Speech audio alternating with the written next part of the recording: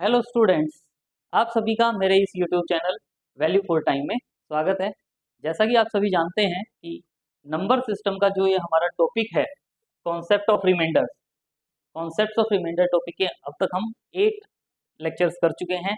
आज का हमारा जो लेक्चर है, 9th लेक्चर, इसमें हम 2 इम्पोर्टेंट टाइप्स हैं, type R and type S कह रहे हैं, इनको हम वन बाई वन डिस्कस करेंगे। एक टाइप है हमारी रिवर्स यूलर्स थ्योरम और दूसरी है हमारी Wilson remainder theorem. Reverse Euler's theorem generally जहां हमारी यूलर्स थ्योरम से क्वेश्चन सॉल्व नहीं होता, और या हमारा आगे जब हम विल्सन थ्योरम करेंगे तो उस टाइप के भी जो क्वेश्चंस हैं उन पर हम रिवर्स जो रिजल्ट हैं उनको यूज करते हैं। तो उसी नाम पे यहाँ हमारे पास इसका नाम है रिवर्स यूलर्स थ्योरम। जनरली जब हम क्वेश्चन सॉल्व करते हैं तो उसमें हमें पता चलेगा कि इस रिजल्ट को जो अप्लाई हम कैसे करते हैं। तो जैसे ये है हमारे पास question, 40 raise to the power 41 को अगर हम 43 से डिवाइड करते हैं तो रिमाइंडर क्या होगा, ये फाइंड आउट करना है। तो इसके लिए आपको पता है कि अगर हम इसमें जो पावर वाले क्वेश्चन में जब हमने यूलर्स थ्योरम यूज की थी, तो उसमें जो यूलर्स थ्योरम है उसमें हम क्या कहते हैं कि अगर हम a raise to the power x को b से डिवाइड करें और रिमाइंडर फाइंड आउट करें, तो वो क्या होता है, a को b से डिवाइड करके रिमाइंडर फाइंड आउट करें, x जो पावर है उसको 5b से डिवाइड करें, रिमाइंडर फाइंड आउट करें, और जो टोटल वैल्यू होगी उसको b से डिवाइड करके रिमाइंडर फाइंड आउट करें, और रिक्वायर्ड रिजल्ट हम फाइंड आउट कर लेते हैं। और साथ में ध्यान रखते हैं इसमें जो ये a और b होते हैं वो हमारे नंबर कैसे होते हैं, को प्राइम होते हैं। ये हमारा यूलर्स थ्योरम से रिजल्ट था। लेकिन यहाँ जो पार्ट है आप देखेंगे कि अगर मान लो मैं इस क्वेश्चन में यूलर्स थ्योरम अप्लाई करता हूँ तो क्या लगता है मुझे कि ये जो पार्ट है क्या होगा, 40 रेज टू द पावर 41 को 43 से डिवाइड करके आप रिमाइंडर फाइंड आउट करना चाहते हैं। तो इसमें आप देख रहे हैं जो 43 है इसके लिए हमें एक वैल्यू फाइंड आउट करनी होगी 543। और आप जानते हैं 43 क्या है, प्राइम नंबर, और प्राइम नंबर के केस में 543 की वैल्यू क्या होगी, 43 माइनस 1 यानी 42। तो ये जो वैल्यू है इससे अगर आप इस पार्ट को सिंप्लीफाई करें तो क्या बताया गया आपको, क्या होता है, 40 को 43 से डिवाइड करेंगे, रिमाइंडर फाइंड आउट करेंगे, और जो पावर है 41 इसको आप 5b से यानी 543 यानी 42 से डिवाइड करेंगे, रिमाइंडर फाइंड आउट करेंगे, और कंप्लीट वैल्यू को b से डिवाइड करते हैं और रिमाइंडर फाइंड आउट करते हैं। तो ये हमारा मेथड होता है। लेकिन अगर आप इसमें ये देखते हैं कि 40 को 43 से डिवाइड करेंगे तो रिमाइंडर 40 ही आएगा, 41 को 42 से डिवाइड करेंगे तो भी रिमाइंडर 41 आएगा, तो 43 से डिवाइड करेंगे, रिमाइंडर फाइंड आउट करेंगे, तो ये हमारे पास सेम क्वेश्चन आ जाता है। तो जो यूलर्स थ्योरम हमने अप्लाई की उसका कोई बेनिफिट नहीं हुआ। लेकिन आप देख रहे हैं कि ये जो पार्ट है इसको अगर मैं यूलर्स थ्योरम से सॉल्व करता हूँ तो सॉल्व नहीं कर सकते। लेकिन आप देख रहे हैं कि यहाँ जो पावर है 41, अगर इस पावर 41 के प्लेस पर मेरे पास होता 42, अगर यहाँ पावर 41 जो गिवन है ये पावर 41, अगर इसके प्लेस पर 42 होता तो क्या बेनिफिट होता है इस क्वेश्चन में, यहाँ मेरे पास 42 को 42 से डिवाइड करके रिमाइंडर फाइंड आउट करते। अब हमने 41 को 42 से डिवाइड करके रिमाइंडर फाइंड आउट किया तो 41 आ गया। लेकिन अगर यहाँ 42 होता 41 के प्लेस पर, ये जो आप देख रहे हो ये 41 है, अगर यहाँ मेरे पास 41 के प्लेस पर 42 होता तो मैं 42 को 42 से डिवाइड करता और रिमाइंडर फाइंड आउट करता तो जीरो आ जाता। और जीरो का मतलब क्या होता है, यहाँ मेरे पास 40 जो है, यहाँ 40 की पावर क्या हो जाती, जीरो, और 40 raise to the power zero का मतलब क्या होता है, 1। इसका मतलब मैं 1 को 43 से डिवाइड करूंगा तो रिमाइंडर 1 आ जाएगा। तो वो वाला पार्ट हम सोल्व कर सकते हैं और उसकी हेल्प से हम इस वैल्यू को सिंप्लीफाई करेंगे। तो इसलिए हम इसको क्या नाम देते हैं, रिवर्स यूलर्स थ्योरम। यानी अगर मैं ये कहता हूँ कि 40 raise to the power 42 divided by 43 का रिमाइंडर फाइंड आउट करना है, तो वो आप जानते हो कि यहाँ मेरे पास 40 के प्लेस 41 के प्लेस पे 42 होता, यहाँ मेरे पास 42 होता, तो ये वाली वैल्यू मेरे पास क्या आ जाती, जीरो, और इसका मतलब यहाँ मेरे पास रिमाइंडर क्या आ जाता, 1। तो ये वाली वैल्यू मेरे पास क्या आ जाती, 1। यानी 40 रेज टू द पावर 42 को 43 से डिवाइड करते हैं तो रिमाइंडर क्या हो जाएगा, 1 हो जाएगा। और अब हम इसकी हेल्प से सॉल्व करते हैं। 40 रेज टू द पावर 42 है, तो 40 रेज टू द पावर 42 को मैं 40 raise to the power 41 into 40 लिख सकता हूँ। 40 रेज टू द पावर 42 को आप ये लिख सकते हो, डिवाइडेड बाई 43 है, और आपने रिमाइंडर फाइंड आउट करना था, और ये रिमाइंडर क्या है मेरे पास, 1 है। ये रिमाइंडर क्या है, 1 है। लेकिन साथ में ये ध्यान रखें कि ये जो पार्ट था, ये जो वैल्यू थी, इसको जब 43 से डिवाइड किया तो ये 1 है। तो इसका मतलब यहाँ से जो मेरे पास वैल्यू आएगी वो किस टाइप की आएगी, 1 लिखें, या इस 1 के प्लेस पर हम क्या लिखना स्टार्ट कर देते हैं आगे की वैल्यू सॉल्व करने के लिए, 43 के प्लस 1 जिससे हम डिवाइड कर रहे थे। 43 से डिवाइड कर रहे थे, तो इस 1 के प्लेस पर हम क्या लिखते हैं, 43 के प्लस 1, और इसको फर्दर हम सिंप्लीफाई करना चाहेंगे और सिंप्लीफाई करके वैल्यू फाइंड आउट करना चाहेंगे। देखिए कितना इजी हो जाएगा। अभी आप इसमें 1 या 2 क्वेश्चंस करने के बाद भी ये मेथड में बिल्कुल इजी लगेगा। क्या है, ये 40 है, ये 40, ये 43, हमें चाहिए ये वाला पार्ट। तो इसके लिए इस पार्ट को सिंप्लीफाई करें, तो जो 40 है अगर इसको 43 से डिवाइड करते हैं तो हमें पता रिमाइंडर क्या होता है। वैसे तो 40 होता है, लेकिन अगर मैं इसको सिंपलिसिटी के लिए नेगेटिव कर लूँ -3, तो अब मेरे पास क्या रह गया, 40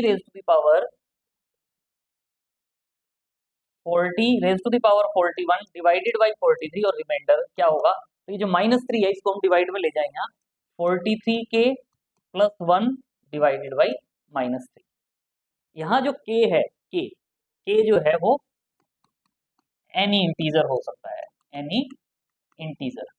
k की वैल्यू आप कुछ भी इंटीजर पुट कर सकते हो, बस इस वे में पुट करना है कि हम यहाँ इसका रिमाइंडर फाइंड आउट कर रहे हैं। तो यहाँ जो वैल्यू आएगी मेरे पास वो इंटीजर आए, और उस इंटीजर को हम आगे किस फॉर्म में कन्वर्ट करना चाहेंगे, लेस देन 43, क्योंकि जब किसी भी नंबर को 43 से डिवाइड कर रहे हैं तो उसका जो रिमाइंडर आएगा वो रिमाइंडर पॉजिटिव होगा और लेस देन 43 होगा।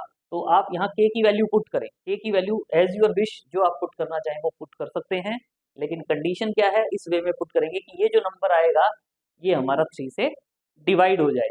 तो k की वैल्यू अगर आप इसमें पुट करते हैं, 43 के प्लस 1 है, k की वैल्यू आप इसमें पुट करेंगे, तो अगर आप इसमें k is equal to 1 put करें, 2 पुट करें, -1 पुट कर लें, अगर आप इसमें यहाँ k की वैल्यू -1 पुट करते हैं तो क्या हो जाएगा, 43 इंटू -1 प्लस 1 डिवाइडेड बाई -3, यानी -43 प्लस 1 -42, -42 डिवाइडेड बाई 3, और ये क्या हो जाएगा 14।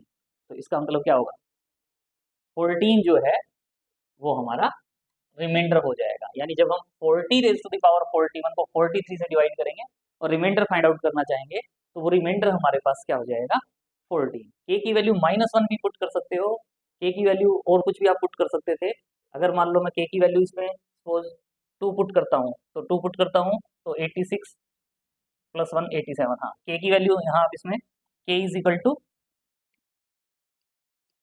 एज योर विश, k की वैल्यू हमने -1 पुट करके सॉल्व किया, k इज इक्वल टू अगर आप 2 पुट करते हो तो 2 पुट करते हो तो ये क्या हो जाएगा 2 इंटू 43 यानी 86 प्लस 1 डिवाइडेड बाई -3, यानी 87 डिवाइडेड बाई -3, और 87 को -3 से डिवाइड करोगे तो आपको पता है माइनस की वैल्यू आएगी, और क्या आएगी 3 2 जा 6 और 9, -29, यानी इसका जो रिमाइंडर है -29, लेकिन रिमाइंडर नेगेटिव नहीं हो सकता, तो हम इसमें 43 ऐड करेंगे और वो क्या हो जाएगा 40। तो रिमाइंडर क्या होगा 40। k की वैल्यूज पुट करनी है आपने by heat and trial method, integer put करेंगे, इस वे में पुट करेंगे कि ये जो डिवाइड में वैल्यू है वो कैंसिल आउट हो जाए, और उसके बाद जो वैल्यू आएगी उस पर ध्यान देना है कि वो नेगेटिव नहीं होनी चाहिए और लेस देन 43 आपके पास आएगी, तो वो हमारा क्या हो जाएगा रिमाइंडर। और 43 से ग्रेटर आ भी गई बाई चांस तो 43 माइनस कर देंगे या उस वैल्यू को 43 से डिवाइड करके रिमाइंडर फाइंड आउट कर लेंगे क्या होगा। So next question is 16 raise to the power 63, 16 raise to the power 63 को 17 से डिवाइड करना है और रिमाइंडर फाइंड आउट करना है। तो अब कोई जरूरी नहीं कि हम उसमें सॉल्व करके देखें, देखो 17 है, 17 के लिए मुझे 517 की वैल्यू पता होनी चाहिए क्या होती है 517। 5 के लिए आपको पता है n जो है n इज इक्वल टू, अगर आप p raise to the power a, q raise to the power b, r raise to the power c and so on, n की प्राइम फैक्टराइजेशन कहते हैं, where p q r and so on are distinct primes. तो जो phi n होता है, phi n उसकी value क्या कहते हैं, n into 1 minus 1 upon P into 1 minus 1 upon Q into 1 minus 1 upon R and so on, ये हमारे पास फाई n की वैल्यू होती है। लेकिन अगर प्राइम हो, जैसे 17 प्राइम नंबर है, तो उस केस में हम phi p is equal to क्या कहते हैं p minus 1, phi p is equal to क्या कहते हैं p माइनस 1, यूलर्स फंक्शन इसको आप कहते हो, कई लेक्चर्स में हम इसको यूज कर चुके हैं। तो 517 जो है वो 16 होता है। तो यहाँ से आप देख रहे हो पावर मेरे पास क्या है 63। जब मैं ये यूलर्स थ्योरम इसमें यूज करूंगा तो यूलर्स थ्योरम में मेरे पास क्या आता है, पावर को हम 517 से डिवाइड करते हैं, यानी 63 को 16 से डिवाइड करेंगे और 63 को 16 से डिवाइड करेंगे तो 15 आ जाएगा। पावर ज्यादा रह जाती है, लार्ज पावर रह जाती है। तो अगर मेरे पास यहाँ 64 3 के प्लेस पे 64 होता तो 64 को जब 517 से डिवाइड करते तो हमारे पास रिमाइंडर 0 हो जाता, वो क्वेश्चन इजीली सोल्व हो जाता। तो मैं यहाँ 63 को सोल्व करना था पावर 63, लेकिन हम यहाँ क्या ले लेते हैं कि अगर मान लो मैं 16 raise to the power 64 divided by 17 और रिमाइंडर फाइंड आउट करना चाहता हूँ, तो क्या होगा, पहले हम इस पार्ट को सॉल्व कर लेते हैं, फिर इसकी हेल्प से हम पावर 63 वाला क्वेश्चन सॉल्व करेंगे। तो आप जानते हो क्या कहते हैं इसमें, हम 16 को 17 से डिवाइड करो, रिमाइंडर फाइंड आउट करो, और जो पावर है 64, इस 64 को पावर को 64 को 517 से डिवाइड करें, रिमाइंडर फाइंड आउट करें, और कंप्लीट को 17 से डिवाइड करेंगे और रिमाइंडर फाइंड आउट करेंगे, क्या होगा। तो इसके लिए आप देख रहे हैं, इसके लिए आप क्या कहेंगे, 517 क्या होता है 16, 64 को 16 से डिवाइड करेंगे तो रिमाइंडर 0 होगा, 16 को 17 से डिवाइड करेंगे तो रिमाइंडर 0, यानी 16 रेज टू द पावर 0 को 17 से डिवाइड करेंगे, रिमाइंडर फाइंड आउट करेंगे। लेकिन 16 रेज टू द पावर 0 1 होता है, तो 1 को 17 से डिवाइड करेंगे तो रिमाइंडर 1 आ जाएगा, यानी ये जो वैल्यू है ये मेरे पास क्या आ गई 1। लेकिन अभी आप देख रहे हो 16 रेज टू द पावर 64 है, हम इसको किस में कन्वर्ट करना चाहेंगे, 16 रेज टू द पावर 64 को क्या कन्वर्ट करेंगे 63 इंटू 16 डिवाइडेड बाई 17, और रिमाइंडर जो है वो 1 है। लेकिन अब ये जो 16 वाला पार्ट है, इसमें ये जो एक्स्ट्रा पार्ट है, इस पार्ट को हम राइट साइड में लेके जाना चाहेंगे, और इसके लिए आप देखते हो कि ये जो पार्ट है, अगर आप इसमें 17 से 16 को अगर डिवाइड करते हो तो रिमाइंडर 16 होगा, या क्या कह सकते हो -1, रिमाइंडर -1, और रिमाइंडर -1 को वहां लेके जाएंगे तो इससे आप क्या कह सकते हो 16 raise to the power 63 divided by 17, और रिमाइंडर फाइंड आउट करना था 1 डिवाइडेड बाई -1। मैं यहाँ चाहता तो ये जो 1 है यहाँ मैं क्या लिख सकता था, ये 17 है तो यहाँ हम क्या लिख सकते थे 17 के +1, इस 1 के प्लेस पर क्या लिख सकते थे 17 के +1, लेकिन मैंने क्यों नहीं लिखा, क्योंकि यहाँ मेरे पास रिमाइंडर -1 आया, तो इसको मैं जब 1 को -1 से डिवाइड डायरेक्ट कर ही सकता हूँ। तो मैं अगर 17 के भी लिख देता तो मैं क्या कह देता, इसमें के की वैल्यू क्या पुट कर दो 0। तो यानी ये जो पार्ट है ये मेरे पास क्या आ जाएगा -1, और -1 रिमाइंडर 17 के केस में -1 है, तो -+1+1 कहेंगे तो 16, यानी इस क्वेश्चन में जो रिमाइंडर होगा वो रिमाइंडर क्या हो जाएगा 16। अगर हम चाहते तो इसको, ये जो पार्ट था, ये जो पार्ट है आपका, इसको हम 1 के प्लेस पर 17 के +1 भी लिख सकते थे, और 17 के +1 लिखते थे, यानी 16 raise to the power 63 divided by 17 के केस में रिमाइंडर इज इक्वल टू 17 के +1 डिवाइडेड बाई -1, और यहाँ से सॉल्व करके आपने इसमें रिमाइंडर फाइंड आउट करना है। रिमाइंडर क्या होगा, के की वैल्यू इंटीजर पुट करेंगे, के की वैल्यू इंटीजर में देखो, अगर मैं 0 पुट कर देता तो 1/-1 यही वाला पार्ट हो जाता। अगर मैं इसमें के की वैल्यू -1 पुट कर देता, के इज इक्वल टू -1, के की वैल्यू -1 पुट करते तो -17 + 1 -16, और -16 को -1 से डिवाइड करोगे तो 16 आ जाएगा।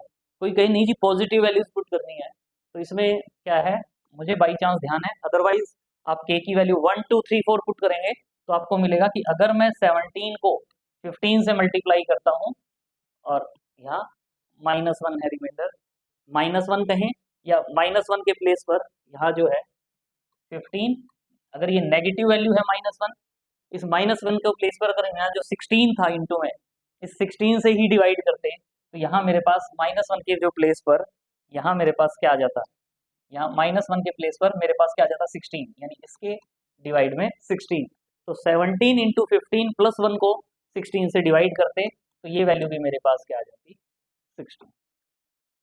Just for practice, just for practice question में आपने के इंटीजर लेना है इस वे में कि इस पार्ट को सॉल्व करके आप वैल्यू फाइंड आउट कर पाए, लेकिन के का ध्यान रखेंगे इंटीजर होना चाहिए, और इस वे में कि ये जो पार्ट है ये पार्ट भी आपके पास कंप्लीट इंटीजर की फॉर्म में आ जाए, ताकि उसको आप जो रिमाइंडर फाइंड आउट करना है उस सेंस में आप रिमाइंडर को कैलकुलेट कर पाए।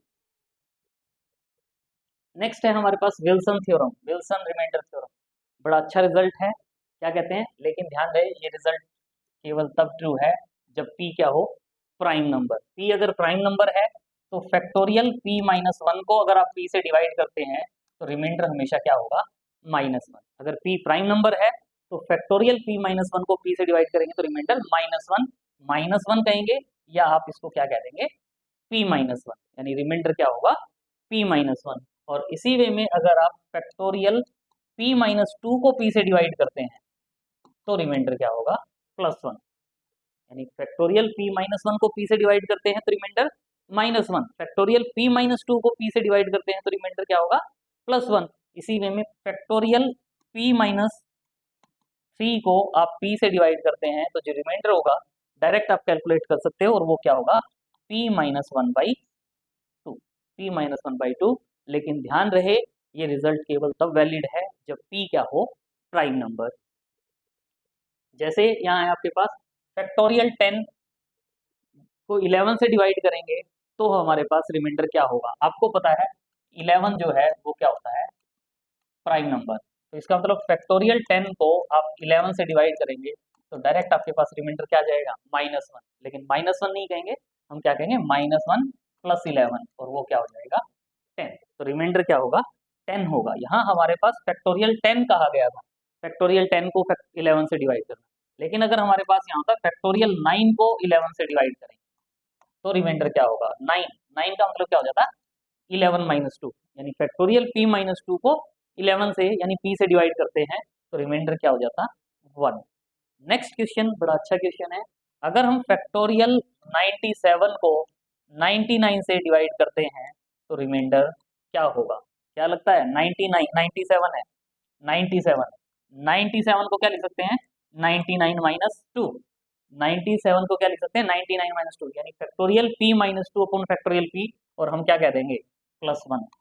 लेकिन ये रॉन्ग हो जाएगा क्योंकि ये जो 99 है ये प्राइम नंबर नहीं, 99 प्राइम नंबर नहीं है।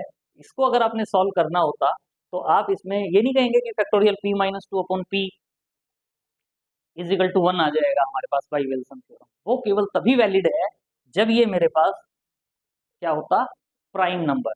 अब ये मेरे पास प्राइम नंबर नहीं है, तो इस केस में जो आंसर आएगा हमारे पास, इस केस में जो हमारे पास आंसर आएगा वो क्या होगा कि 99 जो है वो प्राइम नंबर नहीं है, प्राइम नंबर नहीं है, इसका मतलब ये कंपोजिट नंबर है।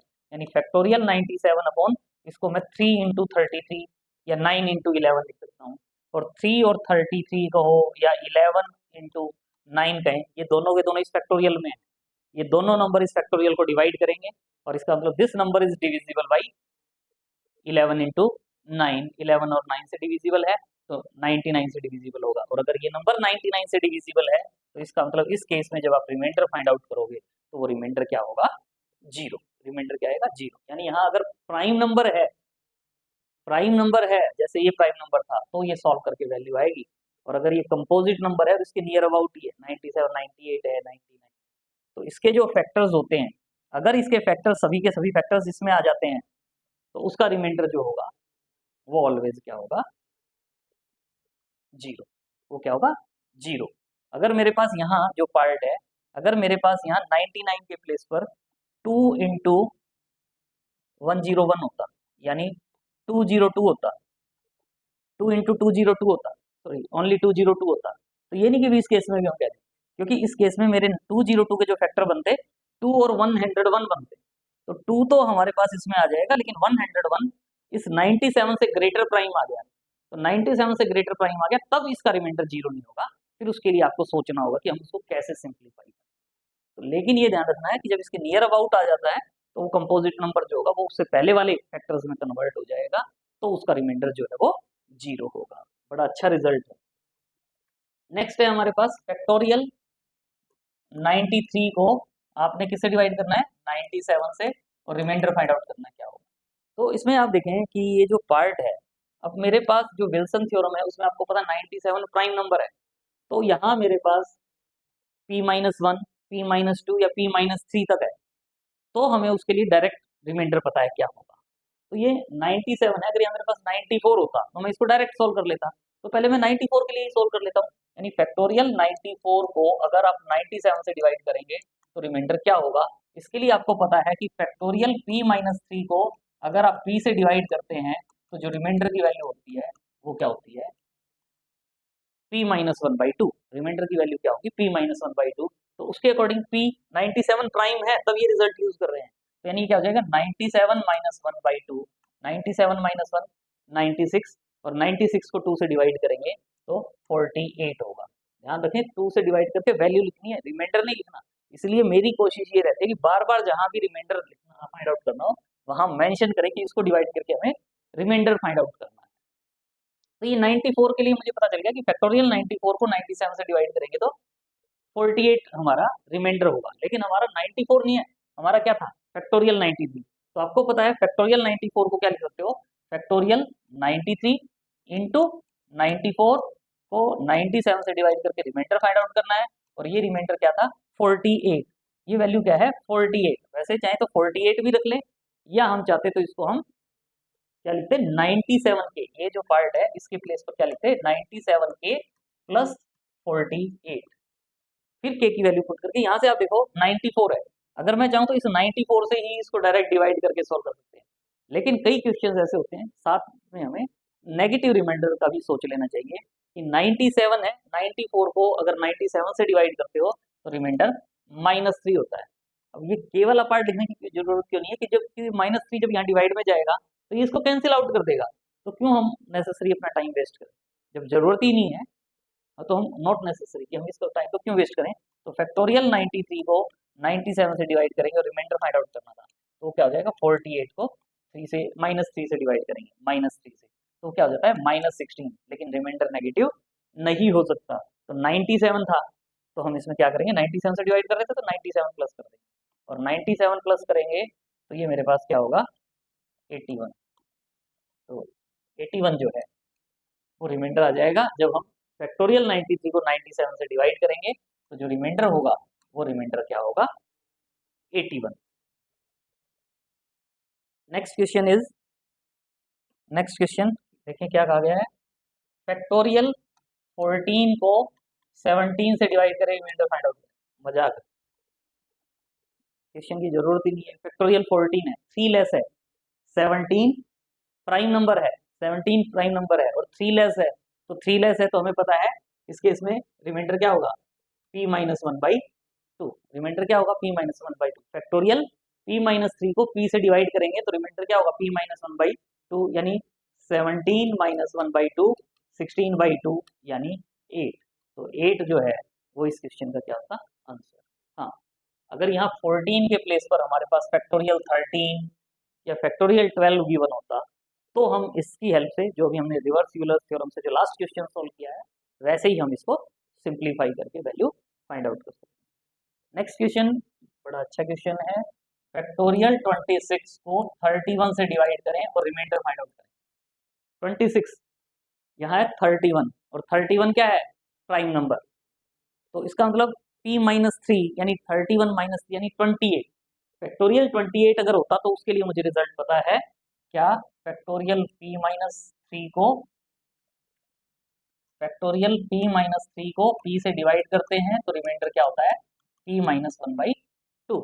तो यहाँ से मुझे फैक्टोरियल 28 का पता है, उसको 31 से डिवाइड करें तो रिमाइंडर क्या होगा 31 - 1/2 यानी 15। फैक्टोरियल 28 को अगर आप 31 से डिवाइड करते हैं तो आपको पता है रिमाइंडर 15 होगा। लेकिन हमें फैक्टोरियल 28 को डिवाइड नहीं करना था, हमें किसको डिवाइड करना था फैक्टोरियल 26 को। तो हम इसमें से फैक्टोरियल 28 वाला जो पार्ट है इसको क्या लिख सकते हैं फैक्टोरियल 26 इंटू 27 इंटू 28 और डिवाइडेड बाई क्या है 31, रिमाइंडर इज इक्वल टू क्या है 15। रिमाइंडर क्या है 15। अब यहाँ से आप देख रहे हो ये जो पार्ट है 31 से 26 फैक्टोरियल तो चाहिए हमें, 27 है 27, तो 27 को जब 31 से डिवाइड करते हैं तो रिमाइंडर 27 भी है, या मैं क्या कह सकता हूँ -4। इसी वे में 28 है, 28 को इससे करेंगे तो -3, -4 इंटू -3 12 हो जाता है। यहाँ 15 को 12 से डिवाइड करना है तो 15 12 से डिवाइड नहीं होता, तो इसको मैं 15 लिख सकता था, या इसको मैं क्या लिख सकता हूँ, 31 से डिवाइड कर रहे हैं तो इसके प्लेस पर हम क्या लिख सकते हैं, 31k प्लस 15। और यहाँ से मेरे पास फैक्टोरियल 27 को 31 से डिवाइड करके जो रिमाइंडर फाइंड आउट करना था उसको हम क्या लिख सकते हैं, 31k प्लस 15 डिवाइडेड बाई -4 -3 यानी 12 आ जाएगा यहाँ मेरे पास। और इसमें आपने यहाँ k की वैल्यू 0 1 2 3 पुट करना है, और पुट करेंगे k की वैल्यू अगर 1 पुट करते हो, k की वैल्यू 1 पुट करते हो तो क्या हो जाएगा, 31 प्लस 15, 31 प्लस 15 क्या हो जाएगा, 46। k की वैल्यू 2 पुट करते हैं, k की वैल्यू 2 पुट करेंगे तो क्या हो जाएगा, k की वैल्यू 2 पुट करेंगे तो 62, 62 प्लस 15 क्या होगा, 5 2 7 7, नहीं होगा 12 से डिवाइड। k की वैल्यू 3 पुट करते हैं तो k इजिकल टू 3 पुट करने से क्या होगा, 93 प्लस 15, और 93 प्लस 15 58 108। Very good. तो इसमें हम क्या करेंगे, k की वैल्यू 3 पुट करेंगे, यहाँ हम k इजिकल टू 3 पुट करेंगे, तो 3 पुट करेंगे तो क्या हो जाएगा, ये 108 डिवाइडेड बाई 12, और 108 को 12 से डिवाइड करते हैं तो आपको पता है 9 होता है। तो इस क्वेश्चन में जो 9 है, यानी अगर फैक्टोरियल 26 को आप 31 से डिवाइड करते हैं तो जो रिमाइंडर होगा वो रिमाइंडर क्या आ जाएगा, 9। के की वैल्यूज पुट करनी है इस सेंस में कि ये जो वैल्यू है सिंप्लीफाई हो जाए, यानी न्यूमरेटर में जो वैल्यू है वो डिविजिबल बाई 12 आ जाए। के की वैल्यू 0 1 2 3 इस वे में भी पुट कर सकते हो, या आंसर से भी आप आइडिया लगा सकते हो। आंसर से आइडिया लगा सकते हो कि भाई ये जो है, ये जो वैल्यू आएगी, क्या ये वैल्यू 9 के इक्वल हो सकती है, 9 के इक्वल का मतलब 108, क्या 7 हो सकती है, क्या 4 हो सकती है, या आप डायरेक्ट आप इसमें के की वैल्यू 1 2 3 4 पुट करके सॉल्व कर सकते हैं कि वैल्यू क्या आएगी।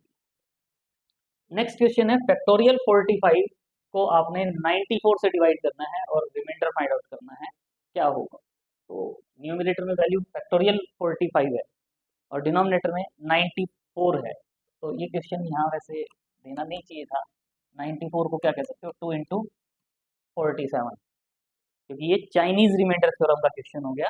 फैक्टोरियल 45 को 94 से डिवाइड करें। लास्ट लेक्चर में जो हमने चाइनीज रिमाइंडर थ्योरम की है उसमें क्या कहा कि अगर डिनोमिनेटर लार्ज है तो हम जो डिनोमिनेटर है उसको 2 फैक्टर्स में डिवाइड करते हैं, और वो जो 2 फैक्टर्स होते हैं 2 एंड 47 जैसे, तो ये क्या होने चाहिए, आर को प्राइम, ये नंबर क्या होने चाहिए, को प्राइम। तो अब आप फैक्टोरियल 45 को किससे डिवाइड करेंगे, 2 से, और रिमाइंडर फाइंड आउट करेंगे। जो फैक्टोरियल 45 है इसको 2 से डिवाइड करेंगे। फैक्टोरियल 45 में क्या होता है, 1 इंटू 2 इंटू 3 इंटू 4, यानी इवन नंबर 2 से मल्टीपल हो गया इवन नंबर, और इवन नंबर को 2 से डिवाइड करेंगे तो रिमाइंडर 0 आएगा, जिसको हम क्या कहते हैं, R1। और सेकंड अब जो है हमारा फैक्टोरियल 45, इसको हमने 47 से डिवाइड करेंगे और रिमाइंडर फाइंड आउट करेंगे। बस हमें ये पता होना चाहिए 47 क्या है, प्राइम नंबर। 47 क्या है, प्राइम नंबर, और ये 2 लेस है, यानी p minus 2 factorial p minus 2 को जब आप p से डिवाइड करते हैं तो जो रिमाइंडर है वो +1 होता है, यानी यहाँ पे रिमाइंडर मेरा क्या आ जाएगा, 1, जिसको हम क्या कहते हैं, R2। और यहाँ से आपको बताया गया है चाइनीज रिमाइंडर थ्योरम में क्या कहा जाता है, 2 से डिवाइड किया तो रिमाइंडर 0, 2 से डिवाइड किया रिमाइंडर 0, मतलब हम क्या लिखते हैं कि जो हमारे पास रिमाइंडर होगा, एक्चुअल रिमाइंडर,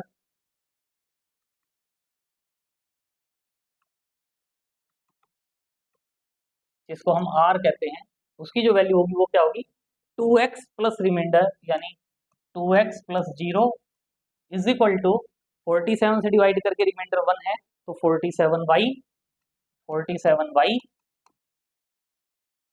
प्लस 1। तो यहाँ से हमें वैल्यू x और y ऐसे इंटीजर जिसके लिए ये दोनों इक्वल हो जाएं।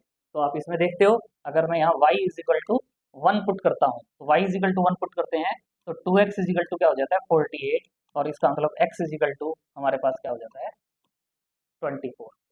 तो इसका मतलब जो रिमाइंडर है वो क्या होगा, r is equal to, remainder क्या होगा, 2x था, तो 2x वैसे तो 48 डायरेक्ट भी आप लिख सकते हो।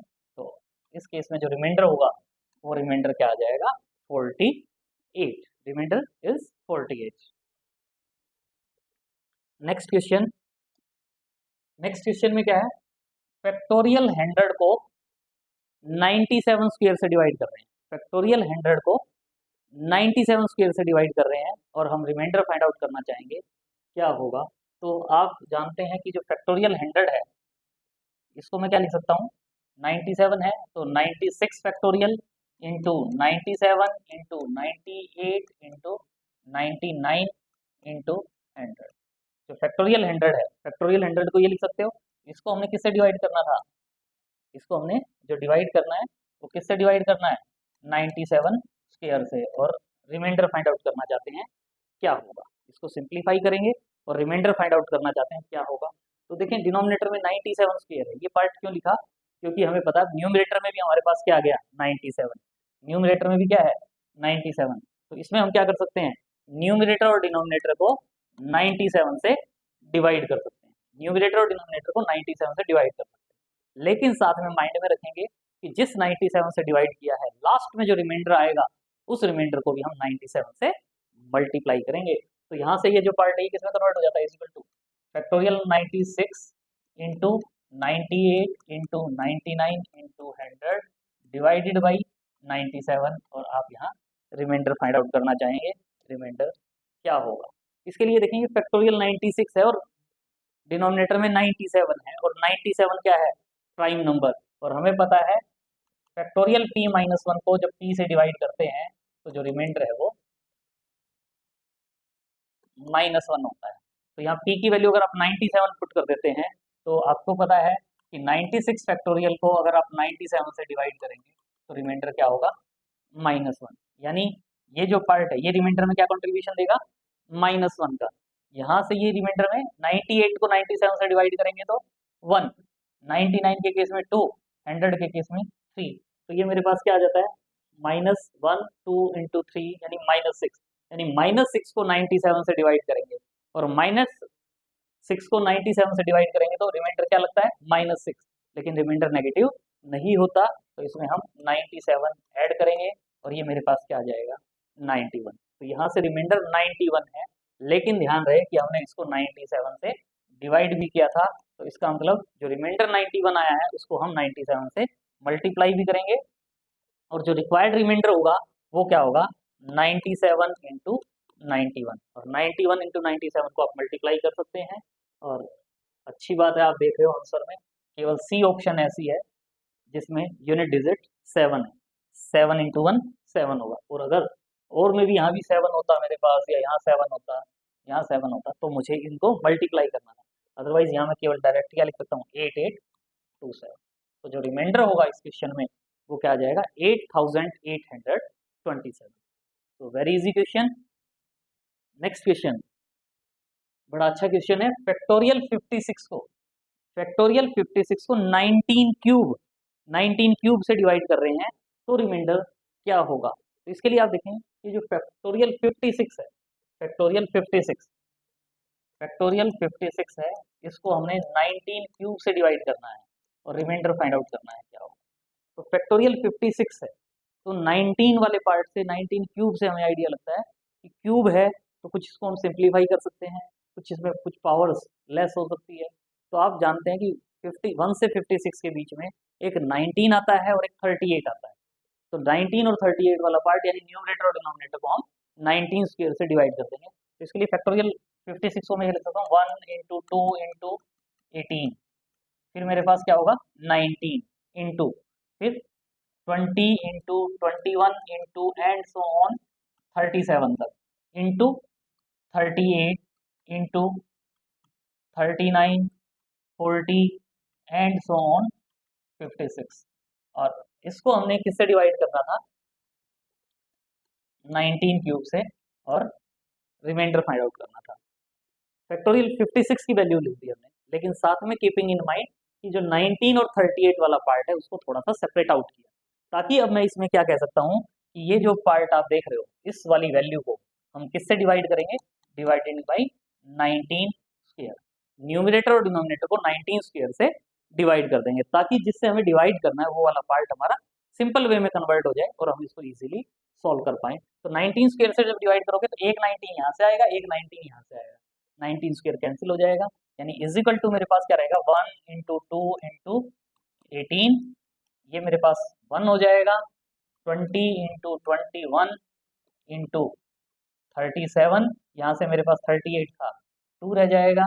नेक्स्ट क्या होगा, 39 × 40 × 56, और मुझे इसको अब जब न्यूमरेटर में से 19 स्क्वायर एलिमिनेट कर दिया तो 19 क्यूब में से 19 स्क्वायर को डिवाइड करेंगे तो ये 19 रह जाएगा, और यहाँ से हमें रिमाइंडर फाइंड आउट करना है, रिमाइंडर क्या होगा।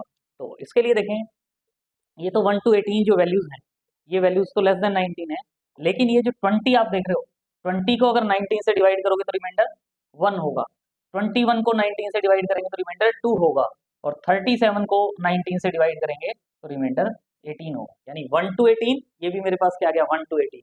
इसी वे में यहाँ जो 39 है, 39 को अगर हम 19 से डिवाइड करेंगे तो रिमाइंडर 1 होगा, 40 के लिए 2 और इसके लिए 18। यानी 1 to 18, 1 to 18, 1 to 18, और 1 से लेकर 18 तक का जो प्रोडक्ट है उसको हम क्या कह सकते हैं, फैक्टोरियल 18।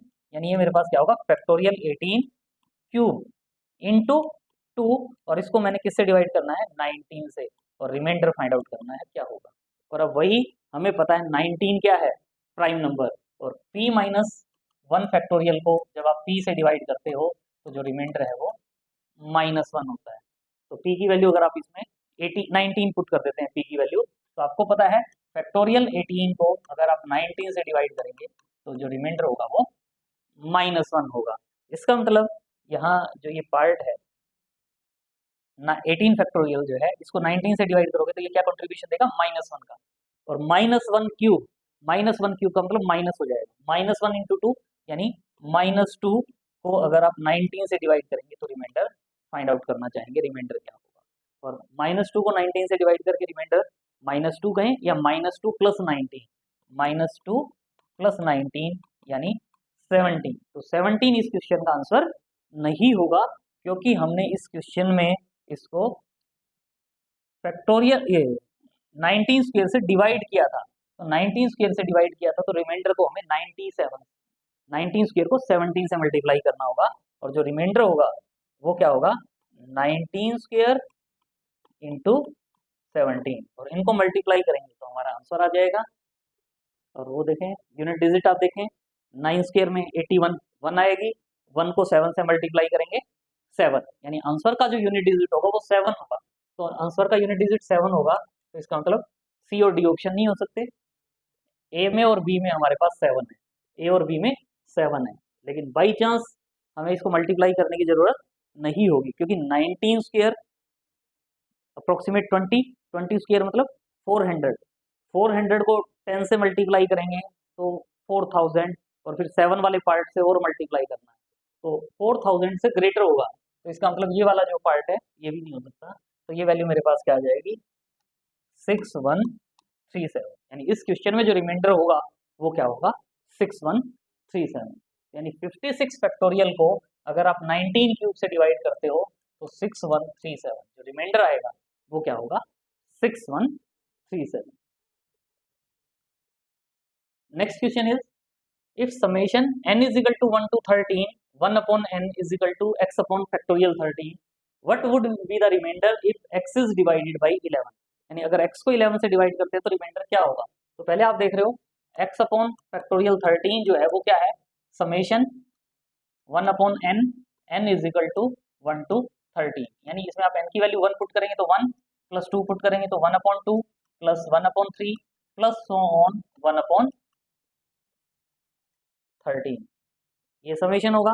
एलसीएम क्या लेंगे, 1 into 2 into 3 and so on 13, यानी इसमें अगर हम एलसीएम लेते हैं तो ये एलसीएम मेरे पास क्या होगा, फैक्टोरियल 13, एलसीएम क्या होगा, फैक्टोरियल 13, और एलसीएम फैक्टोरियल 13 है तो यहाँ से मेरे पास वैल्यू क्या आ जाएगी, फैक्टोरियल 13, प्लस यहाँ से क्या होगी, factorial 13 upon 2, plus factorial 13 upon 3 and so on, and so on, बीच में आप देखेंगे वैल्यू क्या होगी, factorial 13 upon 11, plus factorial 13 upon 12, plus factorial 13 upon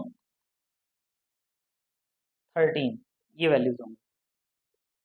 factorial 13 से यूँ समझ लो, चाहे न्यूमरेटर को भी मल्टीप्लाई कर दिया, डिनोमिनेटर को भी, या एलसीएम ले लिया हमने फैक्टोरियल 13, तो फैक्टोरियल 13 एलसीएम लिया तो तो ये मेरे पास वैल्यू आ जाएगी। ये किसकी वैल्यू है? x अपॉन फैक्टोरियल 13 की। और फैक्टोरियल 13 से फैक्टोरियल 13 कैंसिल होगा, तो x इजिकल टू क्या होगा? Factorial 13 plus factorial 13 upon 2 plus factorial 13 upon 3 plus so on factorial 13 upon 11 plus factorial 13 upon 12 plus factorial 13 upon 13। ये x है। हमें क्या कहा गया कि what would be the remainder when x is divided by 11, यानी अगर इस x को हम 11 से डिवाइड करते हैं तो रिमाइंडर क्या होगा। तो इसका मतलब क्या हुआ कि ये जो x है, अब हमें क्या करना है, ये जो x की वैल्यू आई है, हमें क्या करना है, इस x को 11 से डिवाइड करना है और रिमाइंडर फाइंड आउट करना है। इस x को 11 से डिवाइड करना है और रिमाइंडर फाइंड आउट करना है। लेकिन आप देख रहे हो कि फैक्टोरियल 13 है, इसमें 11 होगा। 11 होगा तो इसका मतलब इसका जो कॉन्ट्रीब्यूशन होगा वो 0 होगा। इसी वे में फैक्टोरियल 13 जो है वो 2 से भी डिविजिबल है और ये 11 से भी है, इसमें भी रिमाइंडर में कॉन्ट्रीब्यूशन क्या होगा? 0। ये सब लिखने की भी जरूरत नहीं है, आप चाहे तो आप डायरेक्ट ये देखते हो, ये है फैक्टोरियल 13 डिवाइडेड बाई 11। इस केस में जब हम इसमें जो 11 था वो तो इसी को कैंसिल कर देगा, तो इसका मतलब क्या हुआ, यहाँ फैक्टोरियल 13 है, 12 से डिवाइड होगा तो 11 भी इसमें होगा, तो इसमें भी जो कंट्रीब्यूशन होगा रिमाइंडर में 0, यहाँ भी कंट्रीब्यूशन 0, यहाँ भी कंट्रीब्यूशन 0। मतलब जो ये टर्म्स आप देख रहे हो ये सभी टर्म्स ऐसी हैं जिसमें अगर हम 11 फैक्टोरियल ये 11 से डिवाइड करते हैं तो इन सभी टर्म्स में जो रिमाइंडर में कंट्रीब्यूशन होगा 0 होगा। यानी जब हमने x को डिवाइड करके 11 से रिमाइंडर फाइंड आउट करना था तो वो हमारे पास केवल क्या रह जाता है कि हम फैक्टोरियल 13 अपॉन 11 को 11 से डिवाइड करके रिमाइंडर फाइंड आउट कर लें। तो फैक्टोरियल 13 अपॉन 11 जो है, आप जानते हैं फैक्टोरियल 13 अपॉन 11 जो है उसका मतलब क्या है, 13 इंटू 12 इंटू 11 इंटू फैक्टोरियल 10, और इसको आप 11 से डिवाइड करेंगे तो आपके पास वैल्यू क्या आ जाएगी, 13 इंटू 12 इंटू फैक्टोरियल 10। तो इसका मतलब हमारा काम केवल क्या रह गया कि ये जो वैल्यू है, ये जो वैल्यू है यानी is equal to 13 into 12 into factorial 10, इसको हम किससे डिवाइड करें, 11 से, और रिमाइंडर फाइंड आउट कर लें क्या होगा और हमारा आंसर आ जाएगा। और वही आप देख रहे हो ये फैक्टोरियल 10 है और ये 11 है। 11 प्राइम नंबर होता है और आपको पता है फैक्टोरियल p-1 को p से डिवाइड करते हैं तो रिमाइंडर जो आएगा वो क्या आएगा, -1, लेकिन p क्या होना चाहिए, प्राइम नंबर। तो इसका मतलब p की वैल्यू 11 पुट करते हैं तो आपको पता है कि फैक्टोरियल 10 को 11 से डिवाइड करेंगे तो रिमाइंडर क्या होगा, -1। तो रिमाइंडर -1 है, तो इसका मतलब 11 से जब इसको डिवाइड करते हो तो इसका कॉन्ट्रीब्यूशन क्या होगा, -1। 12 को 11 से डिवाइड करेंगे तो 1, 13 के केस में 2, तो ये क्या आ गया, -2 डिवाइडेड बाई 11 और रिमाइंडर, और -2 प्लस 11 यानी 9। तो इस क्वेश्चन में जो रिमाइंडर होगा वो रिमाइंडर हमारे पास क्या आ जाएगा, 9। यानी अगर आप उसमें जो x की वैल्यू यहाँ से आएगी और उस x को आप 11 से डिवाइड करते हैं तो रिमाइंडर 11 से डिवाइड करेंगे तो रिमाइंडर क्या होगा हमारे पास, 9। तो आज के लिए इतना ही, और अगर वीडियो अच्छा लगा तो please like share and subscribe. Thanks for watching, see you in next video.